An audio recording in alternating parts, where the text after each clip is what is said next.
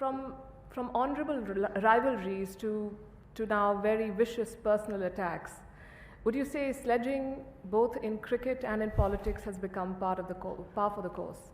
The personal attacks was the politics or the cricket? But anyway, I know the answer. Now look, if I could just pick up on something which Kevin said. He spoke about sports, cricket specifically, as a way of bonding, of uniting. I also look at it in a slightly different way. I mean, think of us, we're from the world of sports, from the world of politics, from the world of diplomacy, and what is common amongst the three of us? All of them are extremely competitive activities.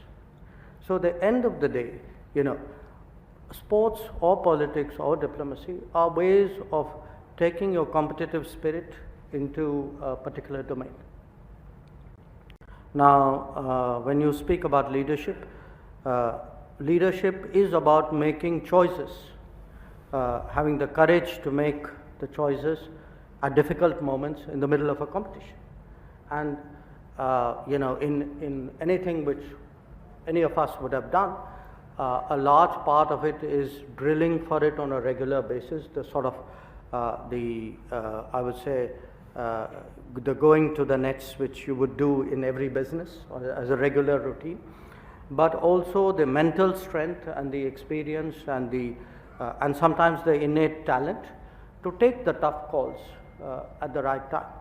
Now, when you are competitive, yes, sometimes competition can be very extreme, and that's the kind of situation you are talking about. It will happen because not everybody would play by the rules.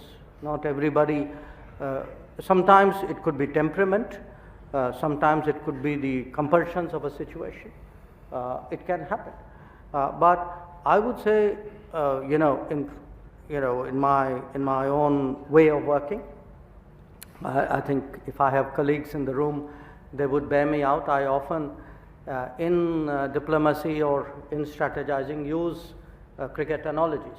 I would say I would take a particular match or a particular player and use that to get across to them that that's what I expect, or that's what I think we should do, or that's a kind of risk we should take. And in all of this, one has to plan for the fact that there will always be sledging, there will always be something beyond the rules, something from as they say in another continent which doesn't play cricket, from the left field.